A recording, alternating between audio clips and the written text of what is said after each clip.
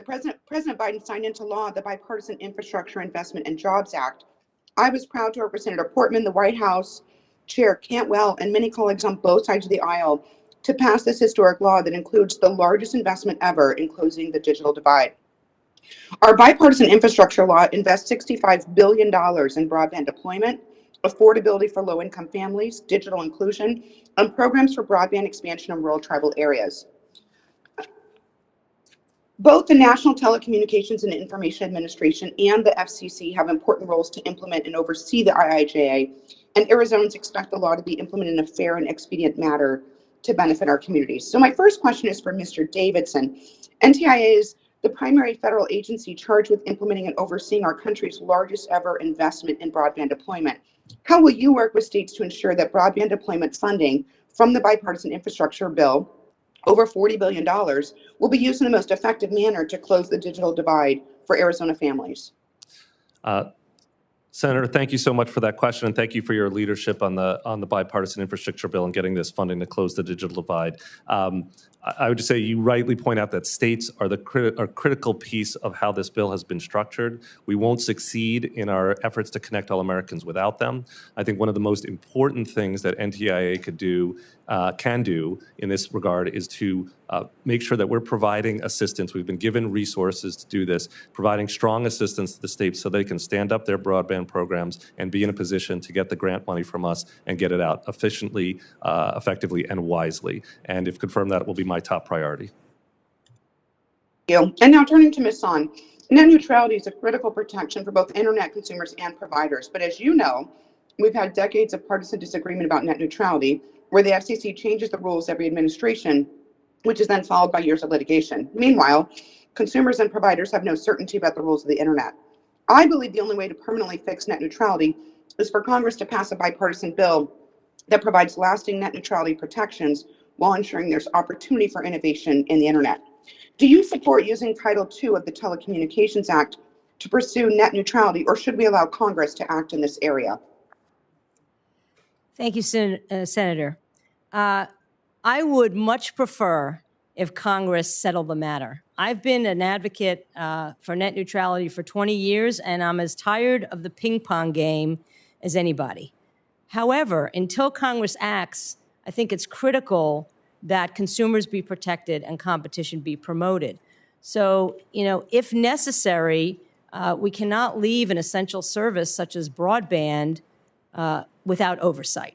So if necessary, the FCC will have to go to Title II, I believe, just like Chairwoman Rosenworcel believes, if Congress doesn't act. But boy, would I really appreciate it if Congress did act.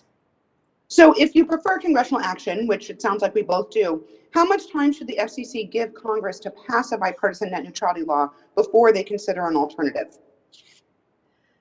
Well, anything the FCC would do to implement Title II would take quite a bit of time to begin with. The FCC would have to start an entirely new proceeding. They'd have to take notice and comment. They probably would do months of meetings, if my experience is any indication. So, that proceeding is going to take at least a year. I would hope that Congress, I know Congress doesn't always move as quickly as all of us would like. So I would say, a year until that proceeding is concluded. But again, I'm very concerned that broadband, an essential service, has been without any oversight for the past 4 years, and there have been issues with that, regarding firefighters, regarding the ability of rural wireless providers to get access to pole attachments, to people being charged for modems that they own. So it's those kind of consumer protections and public safety protections that the FCC can't afford to leave unprotected.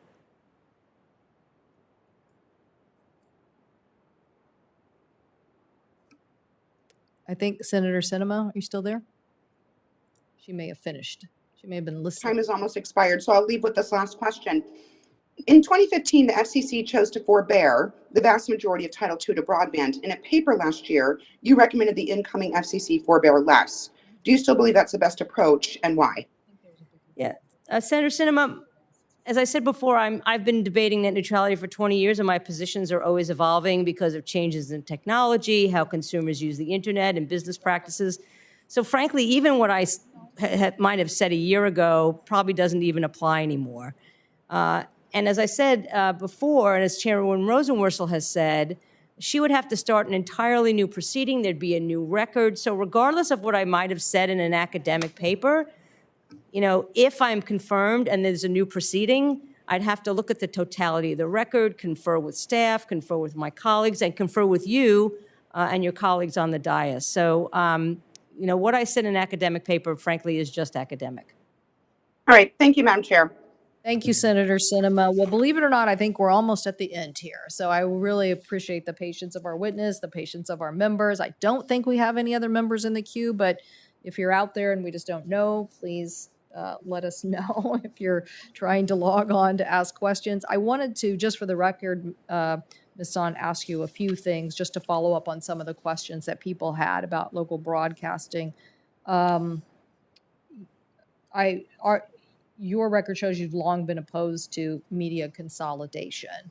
And so obviously this is something that local broadcasters, and you've expressed your opinion here, that it is of concern to you that local broadcasters thrive and have the ability, which we're obviously trying to undertake and understand this, both influence of big tech on compensation and unfair practices, as well as move and keep local broadcast diversity while we're doing it. So do you support broadcasters' ability to be compensated for retransmission of their copyrighted television programming? Yes, in fact, I went to the Supreme Court twice in support of must-carry and retransmission consent and won both times. Okay. Will you commit to working with me and others to ensure FCC adopts policies that support local broadcasters? Absolutely. If confirmed, are there any policies that you would like the FTC to consider to help restore the health of local broadcasters? Yes, Senator. The 2018 quadrennial is still in place. Right now, the broadcast industry, there's almost no media ownership rules left. And I think, again, there has to be a proceeding and a record, but I do think we need to consider whether some of those ought to be restored. Thank you.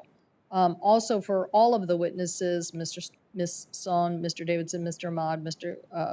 Kolko, if confirmed, will you pledge to work collaboratively with this committee, provide